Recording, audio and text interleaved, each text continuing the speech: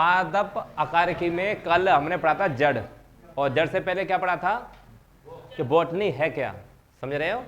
Biology का दूसरा part क्या है, बॉटनी।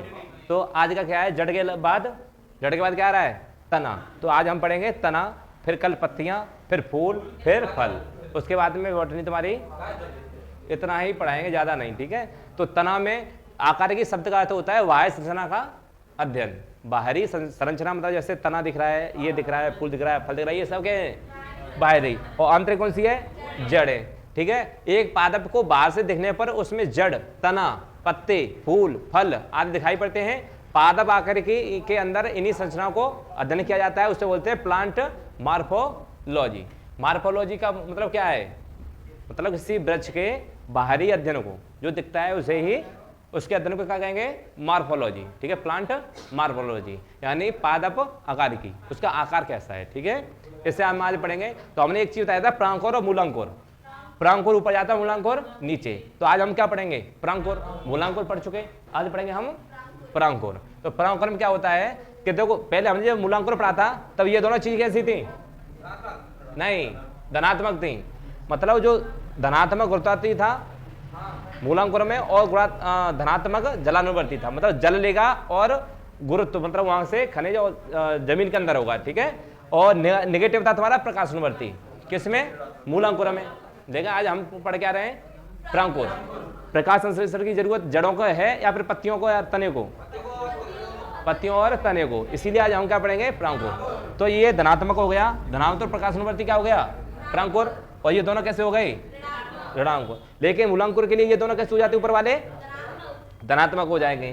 तने की विशेषता की बात करें तो तना पौधे को दृढ़ता प्रदान करता है, कि यानी कि यांत्रिक मजबूती प्रदान करता है। यांत्रिक मजबूती का मतलब है कि पेड़ को खड़े रखना, ठीक है, पेड़ को खड़े रखना। उसमें डालियां आएंगी तो पत्तियां आएंगी, पत्तियां और डालियां दोनों होंगी तो फिर फूल भी आएंगे, फूल आएंगे तो फिर फल भी बनेंगे। तो ये सब जुड़ा किससे है, तने से। किससे जुड़ा हुआ है, तने से। और तना जड़ से, जड़ है और जड़ के बाद तना, और तना वो है जो पेड़ को खड़े रखता है, ठीक है, और उसको जमा के रखती हैं वो जड़ें, ठीक है। तो या आंतरिक मजबूती प्रदान करना तने का मुख्य काम है, ठीक है। बात करेंगे तना क्या है, तो ये दोनों क्या दिख रहे हैं तुम्हें, बीच वाले तना, ये इधर उधर है वो पत्तियां। इसमें भी नोट्स पाए जाते हैं। इसमें कैसे नोट्स पाए जाते हैं, आंतरिक और बाहरी। नोट्स का मतलब होता है जो अंदर जो ऐसी ना खांसी ऐसी होती है, पतली पतली संरचना धागानुमा ऊपर, ठीक है, वो बोलते हैं नोट्स। बाहरी और आंतरिक दोनों होते हैं, ठीक है। यह शाखाओं, पत्तियों, पुष्पों को जन्म देता है, शाखाओं को और पत्तियों को और पुष्पों को। पुष्प कली यहां से निकलेगी, पुष्प आएगा, ये कली गई, इसमें से पत्तियां निकलेंगी, ठीक है। तो पत्तियों को, शाखाओं को और फूलों को क्या देता है, तना। तना क्या देता है, जन्म देता है। यह जड़ों द्वारा, हाँ इधर क्या भीम युद्ध हो रहा है, सीधे बैठो। यह जड़ों द्वारा अवशोषित जल और खनिज लवणों को अन्य भागों तक तथा पत्तियों में संश्लेषित भोजन को जड़ सहित अन्य भागों तक क्या करता है, पहुंचाता है। जड़ों से खनिज लिया और जल और खनिज कहाँ पहुंचा दिया, पत्तियों तक पहुंचा दिया, और पत्तियों से प्रकाश संश्लेषण लिया और जड़ों तक पहुंचा दिया, ठीक है। ये सब काम कौन करता है, तना करता है। तनों में निश्चित पर्व संधियां यानी नोट्स। पर्व संधियां का मतलब होता है जैसे बांस की बांसी देखी है ना, वो फांस, ऐसी फांस, और फांस क्यों है, उसमें नोट्स है, वो फांस क्या है, नोट्स है। नोट्स सूख गया तो फांस बन गई, गिला था तो एक धागा जैसा था। इसके अंदर भी क्या होते हैं, नोट्स। नोट्स से क्या बनती है, तना बनता है। तो आंतरिक नोट्स मतलब इसके अंदर होंगे, और बाहरी नोट्स बाहर दिखेंगे, जो पत्तियों में होंगे। पत्तियों में देखे ना इधर उधर जो दिखते हैं, इधर उधर जाल सा, ठीक है, उन्हें क्या बोलते हैं, जो बाहरी नोट्स, सिर्फ नोट्स। और आंतरिक नोट्स जो अंदर होते हैं, ठीक है, तने के अंदर। शाखाएं, पत्तियां सामान्यतः पर्व संधियों से ही निकलती हैं। पर्व संधियां क्या है, ये गई, जो पत्ती होती है, पत्ती के अंदर से एक कुल्ली सी निकलेगी, इसे कलंगी बोलते हैं। उससे क्या बनेगा, फिर से एक गुद्दी बनेगी, गुद्दी से बड़ी और गुद्दियां निकलेंगी, ऐसे इसे वो क्या बोलते हैं, परसंधियां, ठीक है, इसे क्या बोलते हैं, परसंधि। तना जड़ों की भांति खाद्य संग्रह भी करती है। खाद्य संग्रह का मतलब खाने पीने का सामान भी इकट्ठा करती है, सेलुलोज वगैरह अपने साथ इकट्ठा रखती है। जैसे कोई तना होता है उसमें कहीं ब्लड मार देना तो दूध सा पानी सा निकलता है, चिपचिपा पदार्थ निकलता है, गोंद वगैरह, ये सब क्या था, उसका खाद्य सामग्री थी। वो आपने क्या कर दिया, उसका चीरा लगा दिया, वो निकल गया बाहर। ऐसे ही होता है, जिसके पेड़ में कहीं कील ठोक देना, निकाल ले आना, फिर उसमें गोंद आ जाएगा वहाँ पर, तो उसका जो खाने पीने का जो सामान था वो कैसा हो जाता है, रिलीज हो जाता है, बाहर निकल आता है। जैसे रबड़ के पेड़ हैं, उसमें कट मार दो, रबड़ निकल आती है। ऐसे ताड़ी के पेड़ हैं तो ताड़ी में काट दो तो अंदर से पानी निकल आता है, उसे आप पी लेते हो। ठीक है, तो ये सब क्या था, खाद्य संग्रह। तो तना क्या रखता है, खाद्य संग्रह। संग्रह का मतलब क्या होता है, भंडार। ठीक है, और खाद्य का मतलब खाने पीने की वस्तु। ये तुम्हें दिख रहा है उधर से, नहीं तो यहाँ पे बैठ जाना। ठीक है, तना जड़ों की बात खाद्य संग्रह भी करता है, जैसे आलू, हल्दी, अदरक, गन्ना आदि। ये सब किस में आएंगे, तने में। तो गन्ना है अपने आप में तना है पूरा, तने को ही दिखाते हैं। आलू है, आलू की जड़ें बहुत पतली वाली होती हैं, लेकिन आलू पूरा क्या है, तना। ठीक है, अब आलू की जड़ अलग होती है और तना अलग होता है। हल्दी भी क्या है, तना। अदरक भी क्या है, तना। ये सब किस में आ जाएंगे, तने में। इनके अंदर भी और जड़ें होती हैं। इनमें भी क्या होती हैं, क्या होती हैं, जड़ें होती हैं। अब तो गाजर, मूली, सलगम ये किस में आ जाएंगी, जड़ों में आ जाएंगी। वो शंकु रूपी, कुंभी रूपी और ये सब कैसी थी, स्तंभ रूपी, ये सब कैसी थी, जड़ें थी। गाजर, मूली, सलगम। ठीक है, चुकंदर, सलजम ये सब थी कैसी, कुंभ रूपी, कुंभ रूपी। और जो शंख रूपी थी वो गाजर थी। ठीक है, ऐसे याद है। और आलू, हल्दी, अदरक और गन्ना ये सब कैसे आ जाएंगे, तने में आ जाएंगे। तना समझ में आ गया, तना क्या है, मतलब पत्तियां जिस पर लगें, फूल जिस पर लगें और जड़ से जो जुड़ा हो वो क्या है, तना। फोटो में देख सकते हो, ये बीच वाली ये डंडियां दिख रही है, ये क्या है, तना है। ठीक है, इसके नोट्स की बात करेंगे, नोट्स की, तो आपको ये दिख रहे हैं, ये हाँ, ये ऊपर इसके अंदर है, वो तो हो गए इंटर नोट्स। जो बाहर दिख रहे हैं ये वाले, ये पत्ते जो निकल रहे हैं, पत्ते, ये कैसे निकल रहे हैं, ये जो ऐसे ऐसे दिख रहे हैं, ये क्या है, ये नोट्स। और ऐसे कैसे होते हैं, अंदर होते हैं। तो नोट्स से क्या बना होता है, तना होता है। तने की संरचना किससे बनी होती है, नोट्स से। और नोट्स कार्य क्या करते हैं, देखो ना, नोट्स कार्य करते हैं जैसे प्रकाश संश्लेषण से भोजन बनाया, मतलब किसी कार्बन डाइऑक्साइड का मतलब देखो, जैसे हम अपने मुंह से क्या निकालते हैं, कार्बन डाइऑक्साइड, जल वाष्प। ठीक है, अब देखो पेड़ जैसे कार्बन होती है तुम्हारे धुएं में, तो धुएं को पेड़ खाएंगे क्या, नहीं खाएंगे। वो क्या खाएंगे, हमारी वाली कार्बन डाइऑक्साइड। किसी जीव की में क्या होता है कि 37 डिग्री का तकतकाता हुआ भाप निकलती है, और भाप कहीं कहीं तो जाएगी। तो पेड़ क्या कर लेते हैं, जो पत्तियां छोटे छोटे से ये नोट्स दिख रहे हैं ना, ये नोट्स, ये क्या कर लेते हैं, अब्जॉर्ब कर लेते हैं। ये दे देते हैं इंटर वाले को, वो अंदर वाले फिर पहुंचा देते हैं जड़ में, वो अपने पास ही रख लेते हैं, जिससे क्या हो जाती है, इसकी वृद्धि हो जाती है। जीव ना हो तो पौधे नहीं होंगे, पौधे हो तो जीव नहीं होंगे, सीधी सी बात है ना। तो अब जीव देखो, अब जलवाष्प की बात करेंगे तो हमारी जो कार्बन निकलती है ना, उसमें क्या आ जाती है, जलवाष्प जाती है। अब उसी जलवाष्प को ये क्या करते हैं, अब्जॉर्ब करते हैं। अब एसी क्यों चलते हुए देखिए, एसी सुबह से शाम तक चलाओ, 4-5 बाल्टियां पानी निकाल देगी। वो क्या होता है, मॉइस्चर जो वातावरण में घूम रहा है, ये हम लोगों का द्वारा छोड़ा हुआ है, यहाँ पर टेम्परेचर से भाप बना हुआ है, दोनों में से एक है। अब पेड़ को क्या चाहिए, कार्बन वाला, और कार्बन वाला भी हमने कैसे छोड़ा है, इस वायुमंडल में। और जो पहले से मॉइस्चर था उसमें हमारी कार्बन मिल गई, और किसने ऑब्जर्व कर ली, पेड़ों ने। कभी कभी क्या होता है, दिल्ली में पेड़ों के ऊपर मिट्टियां छा जाती है पत्तियों पे, तो वो पेड़ धोने पड़ते हैं। इसलिए धोने पड़ते हैं क्योंकि वो सूख जाएंगे, क्योंकि उनको क्या चाहिए थी, जलवाष्प, कार्बन वाली जलवाष्प। अब उन्हें मिलेगी नहीं तो पेड़ कैसे हो जाएंगे, इसीलिए पेड़ों को धोना पड़ता है। ठीक है, मशीनों से वहाँ धोना पड़ता है। तो नोट्स समझ में आ गए, नोट्स क्या है, समझ में आ गए, उन जड़ों का भोजन ऊपर ले जाना, ऊपर से नीचे लाना। ठीक है, नोट्स होते हैं। तने के प्रकार भी 3 प्रकार के होते हैं, एक भूमिगत, एक अर्ध वायवी और एक वायवी। देखो ये जो भूमिगत है, इसमें आएगा आलू, इसमें क्या आएगा, आलू। भूमिगत का मतलब है जो भूमि के नीचे है। अब देखो ये आलू, अब इसमें जो है क्या है, आलू सिगरेट पी रहा, छल्ला बना रहा है, आलू है भाई। देखो ये था, एक टाइम था कि आलू की ना झगड़ा हो गया था भिंडी से, तो उस गम में बैठा है ये अपना टेंशन में कि किंग को रिंग में फांस दिया, ऐसा कैसा हो सकता है, उस टेंशन में बैठा हुआ था। बाद में जो इसने आतंक मचाया हर सब्जी के साथ में, बस वो था टेंशन में, दारू की बोतलें वो पी रहा है। अरे उस पर मत जाओ।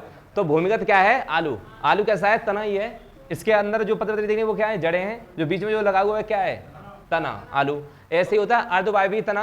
अर्धवायवी तना का मतलब होता है जो दूब घास वगैरह, ये ना आधा ऊपर आधा जमीन में, आधा ऊपर। ये क्या होता है, बेल की तरह चलता है। यहाँ पर रखेगा, वहीं पर अपने साम्राज्य फैलाएगा, आगे जाकर वहीं पर अपना जड़ें फैलाएगा, आगे जाकर वहीं पर अपनी जड़ें फैला जाएगा। वो कैसा है, अर्धवायवी। मतलब वायवी का मतलब ऊपर तो है लेकिन कैसा है, आधा, और आधा कहाँ है, जमीन के नीचे।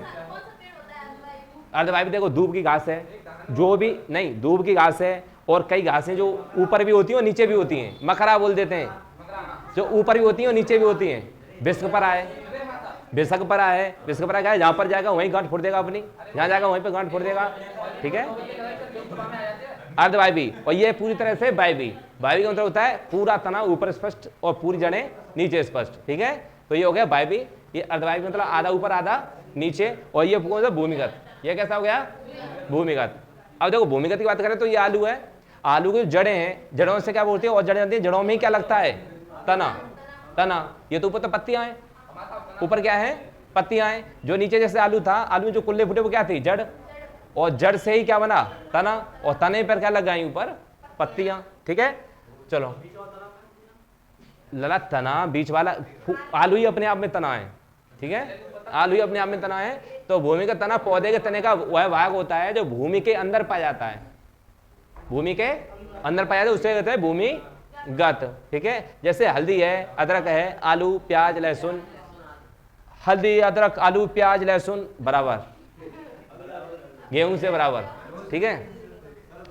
रूपांतर देखो, कंद प्रकंद सलकंद और घनकंद। जैसे हम गए थे जंगल में तो उन्होंने देखा है कंद मूल फल।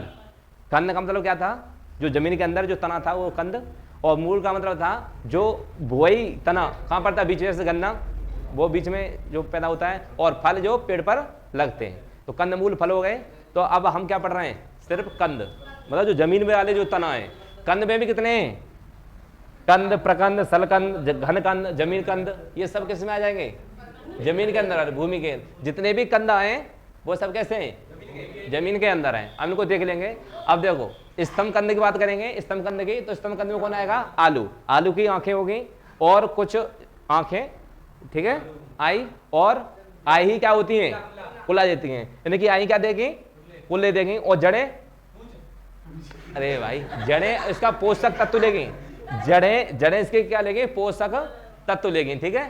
तो यह एक प्रकार का भूमिगत तना है।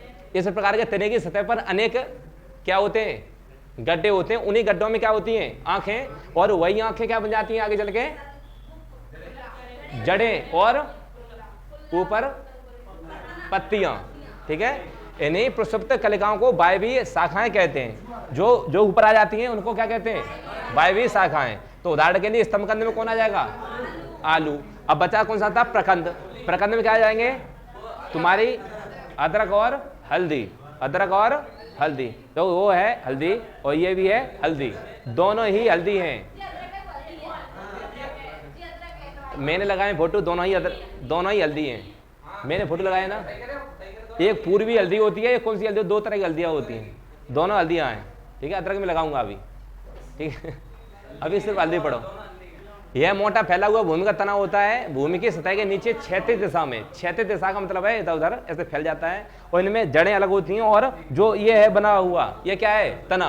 तो स्तंभ कंद मैंने पढ़ा था आलू, और प्रकंद कौन सा हो गया, अदरक और हल्दी, ठीक है, अदरक और हल्दी, हल्दी है, कोई बात नहीं। एक भाई अदरक भी ऐसे ही पैदा होता है हल्दी की तरह, ठीक है, समझ जाओ। अभी मान लो थोड़ी देर के लिए ये अदरक है, अदरक भी ऐसे ही जंपे से लगता है नीचे हल्दी की तरह, ठीक है। बात करेंगे भूमिगत में सल्क कंद, कौन सा, सल्क कंद। सल्क कंद का मतलब होता है जिसमें प्याज आ जाएगा और लहसुन आ जाएगा, मतलब जिसके छिलके हो जाएं, जिनके जो इसका वो है कंद है उसमें क्या हो, छिलके हों, पत्तियां के रूप में क्या हो, छिलके हों, ठीक है। तो वो किस में आ जाएंगे, सल्क। सल्क को क्या बोलते हैं, छिलका, छिलके को क्या बोलते हैं, सल्क बोलते हैं ना। छिलके का पर्यायवाची सल्क होता है, ठीक है। और जिसमें सल्क होंगे वो कैसे आ जाएंगे, सल्क कंद। तो स्तंभ कंद का मतलब है जो स्तंभ की तरह, मतलब मोटा भालू सा आलू सा धींगा, वो होगा स्तंभ कंद। और प्रकंद कौन सा हो गया, अदरक और हल्दी। और ये कौन सा है, सल्क कंद। समझ आ गया ना, सल्क कंद, शकरकंद नहीं, शकरकंद आएगी, सल्क कंद। प्याज और लहसुन, यह सल्क पत्र जल या भोजन संग्रह करने के कारण मांसल कैसे हो जाते हैं, मसल हो जाते हैं। अरे फोड़ू से, फूट नहीं रहा, ये लहसुन है अभी ये चल नहीं रहा है, ये फूटता है ऐसे, ठीक है। चलो चलो कोई बात नहीं फूटा, मत फूटे। घनकंद की बात करेंगे तो इस प्रकार के भूमिगत तन प्रकंद के संगनित रूप, यह भूमि के नीचे ऊर्ध्वाधर दिशा में, ऊर्ध्वाधर दिशा मतलब थोड़ी गड्ढाई में वृद्धि करता है, इसमें अधिक मात्रा में भोजन संचित हो जाता है। अधिक मात्रा में क्या हो जाता है, मतलब बड़े बड़े ज्यादा मात्रा में झंपे से, जैसे जमीन कंद। और ये बंडा, बंडा जानते हो, गोइया का बड़ा भाई बंडा। और अरबी, गोइया यानी अरबी, अरबी बोंडा, और ये जमीकंद, ये देखा है जमीकंद। तो ये सब किसके उदाहरण है, घनकंद के। किसके, घनकंद के। चलो आगे आओ, बात अर्धवायवी की हो रही थी ना। हाँ लाली, अब देख लो अर्धवायवी, देख लो अर्धवायवी। आधी जमीन के अंदर और आधी जमीन के ऊपर। जो तना आधा जमीन के अंदर हो आधा ऊपर हो, वो क्या कहेगा, नेवजिया, यही आ जाएगा। ठीक है, बहुत सारे ऐसे इस प्रकार के जो तुम्हें दिखेंगे। देखो पुदीना है, ये है, और तुम्हारा क्या होता है जो लहसुन में हो जाता है, बिस्कपरा, जैसे कुछ और नाम है पता नहीं, मकरा, ये सब कैसे हैं। अरे तुम नहीं जानते, कृषि विज्ञान पढ़ना पड़ेगा तुम्हें। सिर्फ इतना पढ़ लो कि अर्धवायवी वो होते हैं, अर्धवायवी वो होते हैं जो आधा जमीन के अंदर तना और दूसरी जगह आधा ऊपर होता है। ठीक है, हाँ, पंचायत बंद कर लो। जब तने का कुछ भाग भूमि के अंदर हो, कुछ भाग कहाँ हो, भूमि के बाय यानी बाय में हो, उससे कहते हैं बायवी। जो बाय में हो उससे बायवी। और अर्धवायवी वो है जो जमीन के अंदर है और आधा बाहर हो। इतना समझ। इसमें आएगा तुम्हारा दूब घास, मर्सिलिया, पैसिफ्लोरा, जलकुंभी, पुदीना। अब जलकुंभी को जानते हो क्या है, ये जलकुंभी जानते हो, नहीं जानते, हाँ मैं क्या हूँ। जलकुंभी वो घास है जो पानी के ऊपर पाई जाती है। इसकी आधा तना जड़ पानी के अंदर होता है और आधा तना बाय में होता है, इसलिए इसे कहते हैं अर्धवायवी। अब ये क्या होता है कि जब आपके यहाँ पर जब जो डीएपी और ये यूरिया लगाते हो, तो तुमने देखा होगा एक पाउडर आता है काला सा, उससे मिलाते हैं और फिर लगाते हैं। ठीक है, तो वो है क्या, पगुलिया। क्या है वो, पगुलिया। पगुलिया को बोलते हैं जलकुंभी। ठीक है, तो अर्धवायवी तने का रूपांतर जैसे ऊपरी भूस्तरी, ऊपरी भूस्तरी का मतलब है आधा भूमि आधा ऊपर। भूस्तरी यानी ऊपर ही है लेकिन जड़ें नीचे हैं, और भूस्तरी का वैसे अंत भूस्तरी। अब ये दोनों अभी एग्जाम्पल देख लो और दिखाऊं तुम्हें। जैसे दूब घास है, और ये कौन सी है घास, मर्सिलिया। ये कौन सी है, मर्सिलिया। जैसे क्या ये दलदली जमीनों पे हो जाती है, मर्सिलिया दलदली जमीनों पे हो जाती है। गड्ढे, तालाब, पोखर में जो सूखी जगह होती है जहाँ से पानी खत्म ही हुआ है अभी अभी, वहाँ पर हो जाती है। तो ये दूब घास और मर्सिलिया कैसी हैं, ऊपर भूस्तरी। ठीक है, ऐसे है अर्धवायवी में। जैसे तुमने देखा भूस्तरी, ऊपर भूस्तरी, अंत भूस्तरी और भूस्तरिका। जैसे भूस्तरी की क्या था, जो गांव पर है घास है वो ऊपर है, और ऊपर भूस्तरी का मतलब ही घास आगे फिर से फैल जाए। और फिर भूस्तरिका क्या है कि जमीन के अंदर क्या होने के, पानी के अंदर जड़ें हों, और ऊपर क्या हो, तने हो, और पत्तियां ही तने हों। ठीक है, ऐसे अंतर भूस्तरी में भी यही रहता है कि जगह जगह पर क्या लेंगी, ये जैसे शकलकंदी है, और ऐसे शकलकंदी के साथ साथ तुम्हारी दूब है, ये सब कैसे हो जाएंगे, अंतर भूस्तरी। ठीक है, अब बात आती है भूस्तरी की। तो भूस्तरी में इस प्रकार का अर्धवायवी तना भूमि के अंदर क्षैतिज दिशा में वृद्धि करता है। इस प्रकार के तने पर पर्व तथा पर्व संधियां पाए जाते हैं। पर्व या पर्व संधियां का मतलब होता है इनके ऊपर क्या पाए जाते हैं, पत्तों में भी पत्ते पाए जाते हैं, पत्तों पर ही फूल, पत्तों पर फल। जो पत्तों पर ही फूल पाए जाए, पत्तों पर ही फल पाए जाए, उसे बोलते हैं भूस्तरी। ऐसे पूर्व संधियों के नीचे और अपस्थानिक की जड़ें तथा ऊपर की ओर शाखाएं विकसित होती हैं।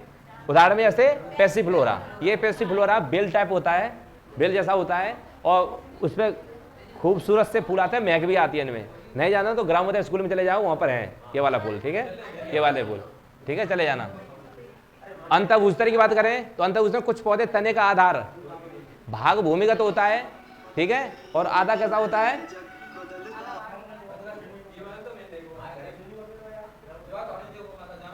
चलो हाँ, भूमि के ऊपर कुछ दूर तक तिरछी अथवा क्षैतिज। तुमने क्या क्या देखा है वो बाद में देखना, पहले अभी यहाँ देख लो। ठीक है, क्योंकि अभी क्वेश्चन लगवाऊंगा तब एक भी क्वेश्चन नहीं आएगा तुम पर। तिरछी अथवा क्षैतिज स्थिति में वृद्धि करती है। इन शाखाओं को अंतर्भूस्तरी कहा जाता है। जैसे गुलदाउदी और पुदीना। गुलदाउदी ये वो होता है जो जयमाला तुम्हें पड़ती है तो खुशबू वाला जो फूल आता है उन मालाओं में, वो यही होता है। कौन सा होता है, गुलदाउदी। ठीक है, ये बड़ा सुंदर फूल होता है, इसके पार्क भी बनाए जाते हैं। गुलदाउदी को फूल देख लो एक बार, ये गुलदाउदी के फूल हैं, ये सब गुलदाउदी के ही फूल हैं। ठीक है, इसमें क्या होता है कि आधा तना कैसा होता है, जमीन में आधा तना ऊपर होता है। ऐसे भूस्तारिका में आ जाएगा। इस प्रकार का अर्धवायवी तना ऊपर भूस्तरी की तरह ही होता है। ये तरह जल भी पादप होते हैं, जैसे जलकुंभी। ये पगुलिया क्या है, ये जलकुंभी। पगुलिया का फूल ये होता है। देखो जो भी तना होता है उसमें फूल आना स्वाभाविक है और पत्ते भी आना स्वाभाविक है। हाँ लली, पगुलिया हम अपनी भाषा में कहते हैं, ठीक है। चलो, तो इस पर देखो तना वही है जिस पर फूल और फलना है, तो फूल जरूर आए, ठीक है। वो क्या है, तना है। तो हमने वही तना पढ़े, भूस्तारिका और अंतभूस्तरी, भूस्तरी और ऊपर भूस्तरी, ठीक है। ये ऐसे कंद हमने पढ़े थे, सकरकंद पढ़ा था, जमीकंद, घनाकंद और स्तंभकंद, ये हमने टाइप पढ़े थे, ठीक है। अब बात आएगी तुम्हारी वायवी। वायु मतलब पूरा का पूरा कहाँ पर हो, वायु में हो, वायु में हो। वो कैसा होता है, वायवी। गुलाब का पेड़ कैसा होता है, ऊपर वायु होता है। अंगूर, नागफली, रसकस, ये सब कैसे होते हैं, वायवी। वायवी में भी कुछ वो है, एक पड़काय, फिर कटक, फिर स्तंभ और फिर पड़ाव, ठीक है। कटक स्तंभ, स्तंभ प्रतान और पड़ाव पर्त, ठीक है। तो ये क्या है तुम्हारे वायवी। जैसे ये अंगूर, नागफली और गुलाब, ये सब कैसे हैं, वायवी तने, ठीक है, वायवी तने। इसमें पड़काय स्तंभ है। पड़काय स्तंभ वो है जैसे पत्ते के साथ साथ पत्तियों का तने के साथ साथ जो कांटे किसका काम कर रहे हो, पत्तियों का। कांटे जो पत्तियों का काम कर रहे हैं उसे क्या कहेंगे, पड़काय स्तंभ, पड़काय स्तंभ, ठीक है। तो जो तुम्हें पत्ते दिख रहे हैं, ये कांटे दिख रहे हैं, ये कांटे क्या हैं, पत्तियां हैं। तो नागफनी और कैक्टस, ठीक है, नागफनी और कैक्टस। वायवी में पड़ाव पत्र की बात करें तो इनमें कच्छस्थ कलिका के स्थान पर निश्चित वृद्धि वाली हरी पत्ती के समान रचना पाई जाती है। जो कि तना है उनमें शाखा केवल एक पर्व की तरह रह जाती है और पत्ती सलग पत्र के समान होती है। उदाहरण में एस्पेरागस और रसकस। तो ये रसकस है, ये एस्पेरागस, ठीक है। अब देखो इसमें क्या है, इसमें जो पत्तियां होती हैं, पत्तियों से पत्तियां निकलती रहती हैं और जो पहले वाली जो पत्तियां थी वो क्या बनती जाती हैं, तना बनती जाती हैं। जैसे ये पत्ता था, पत्ते से पत्ता ही को निकला है, एक और पत्ता आगे ये वाला है वो इधर उधर हट जाएगा और ये जो बीच में डंडी है वो तना बन जाएगी। पत्तियों से तना बनता है, पत्तियों से पत्तियां निकलती जाती हैं, ठीक है, पत्तियों से फल निकलते जाते हैं। इसे क्या बोलेंगे, रसकस, और ऐसे बोलेंगे एस्परागस। ऐसे अटपटे नाम आते हैं, ठीक है, एस्पारगस और रसकस, ठीक है। ऐसा पेड़ तो तुमने देखा होगा, पत्तियों से पत्तियां निकलती रहती हैं, ऐसे ऐसे मोरपंखी की तरह। मोरपंखी भी किसमें आएगी, ठीक है, मोरपंखी किसमें आ जाएगी, पड़ाव पर्त में, ठीक है। मोरपंखी भी इसमें ही आ जाएगी, पत्तियों से पत्तियां निकलना। बात करेंगे वायवी तने में कटक स्तंभ। कटक स्तंभ इस प्रकार के तने में कच्छस्थ कलिकाएं कांटे के रूप में परिवर्तित हो जाती हैं और इन कांटों पर पत्ती, शाखा या पुष्प विकसित होते हैं। जैसे उदाहरण में नींबू और बागेनिया। बागेनिया जो तुम फैला देते हो ना, जैसे दिवाली वाला चढ़ा देते हो बेल और गिट बना देते हो फूल वाले, उससे बोलते हैं, ठीक है। इसमें भी हाँ, इसमें कई प्रकार के फूल आते हैं, इसमें कांटे होते हैं। ऐसे नींबू पर भी क्या होते हैं, कांटे होते हैं। वही जो पहले कलगी निकली और कलगी सूख जाए तो वो क्या बन जाती है, कांटा, उससे बोलते हैं तुम्हारा कटक स्तंभ। कटक से कांटा। तो नींबू और बोगेनविलिया, ठीक है, नींबू और बोगेनविलिया, ये आ गया हो। स्तंभ प्रदान किसे कहते हैं, स्तंभ प्रदान कहते हैं जो किसी डंडे को लता क्या कर लें, किसी स्तंभ को या किसी लट्ठे को पकड़ लें। जैसे तुम्हारा कद्दू की बेल, लौकी की बेल, ये सब बेल क्या कर देती है, ये वाली क्या कर लेती हैं, ठीक है, इस तने को अपने, ठीक है, मजबूत बनाए रखती हैं। जब तने में पत्तियों की कच्छस्थ कलिका यानी इससे बुर्स बोलते हैं रूपांतरित तो होकर लंबी पतली सिंगनुमा यानी स्प्रिंग की तरह संरचना बनाती हैं, तब इसे स्तंभ प्रदान कहते हैं। उदाहरण में कद्दू, लौकी और अंगूर की बेल, ठीक है, अंगूर की बेल। अब जैसे ये तार लगा दिए, तारों को पकड़ के जो चढ़ना है तो ये कौन पकड़ता है, ये स्तंभ प्रदान। इन्हें क्या बोलते हैं, जो ये घूम रही है इन्हें क्या बोलते हैं, स्तंभ प्रदान। कुछ क्वेश्चन है, रिवीजन मारना चाहोगे या क्वेश्चन लगाना चाहोगे, एक बार रिवीजन मार लो। जब पढ़ रहे थे तब कहाँ थे तुम,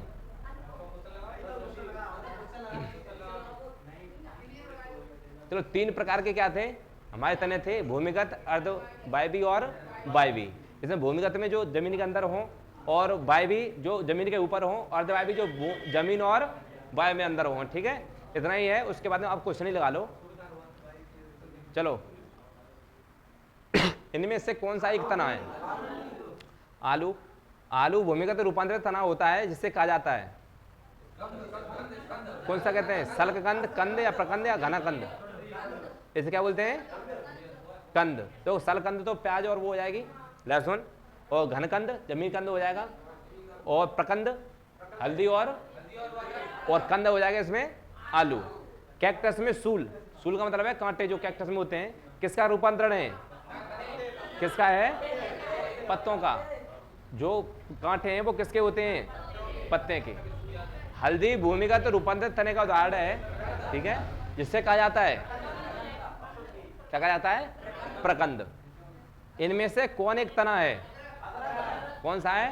अदरक और हल्दी, ठीक है। ये भूमिगत तने का रूपांतरण नहीं है इनमें से। कौन सा नहीं है? स्तंभ प्रधान क्या है? लौकी कद्दू पर आता है, ठीक है। इतना समझ में आया? अदरक एक तना है और जड़ नहीं है, क्यों? यह खाद्य पदार्थ को संग्रहित करता है, सही बात है। यह मिट्टी में क्षैतिज रूप से बढ़ता है, इसमें नोड्स और इंटरनोड्स पाई जाती हैं, सही है। इसमें क्लोरोफिल की कमी होती है, क्लोरोफिल होता है, इसमें पत्तियां होती हैं क्या? इसमें भाई अदरक के तने की बात कही है, जड़ नहीं, जड़ नहीं, तना, वो खुद अपने आप में, तो क्लोरोफिल होता ही नहीं, तने कमी क्या होती है, ठीक है। इनमें से कौन सा एक तना नहीं है? इसमें नोड्स और इंटरनोड्स नहीं पाए जाते, सी है। इसमें कौन सा है? सी। नोड्स और इंटरनोड्स पाई जाती है, इसमें सिर्फ इंटरनोड्स पाई जाती हैं, और नोड्स एक भी नोड्स नहीं पाई जाती। और जो नोड्स पाई जाते तो फिर इसे खाओगे काटोगे कैसे, ठीक है। इसमें क्या नहीं पाए जाते हैं? इंटरनोड्स और नोड्स नहीं पाए जाते, ठीक है। और वो क्या पाए जाते हैं, और क्लोरोफिल की कमी होती है, ये बात सही है। क्लोरोफिल होता ही नहीं क्योंकि पत्तियां नहीं होती, तो इसका आंसर कौन सा हो जाएगा? सी। इनमें से कौन सा एक तना नहीं है? तना आलू है, हल्दी अदरक है, कौन सा नहीं है? शलजम। ये क्या है? जड़। कौन सी वाली? कुंभी। पूर्ण काय स्तंभ का उदाहरण है, पूर्ण काय स्तंभ का उदाहरण है अंगूर, आलू, हल्दी, कैक्टस। तो कौन सा है? कैक्टस। चलो, इनमें से किस पौधे के पत्ते और तने दोनों का उपयोग सब्जियों के रूप में किया जाता है? लहसुन और प्याज। मूली और गाजर, इसमें तना नहीं है ना, जड़ है। इसमें पत्ती, और इसमें सरसों आलू में है नहीं, तो कौन सा हो जाएगा? लहसुन और प्याज। पादप में तने की वृद्धि होती है, तने की वृद्धि होती है कैसे? धनात्मक, नहीं, पादप में तने की ऋणात्मक, गुणात्मक। कौन सा हो जाएगा?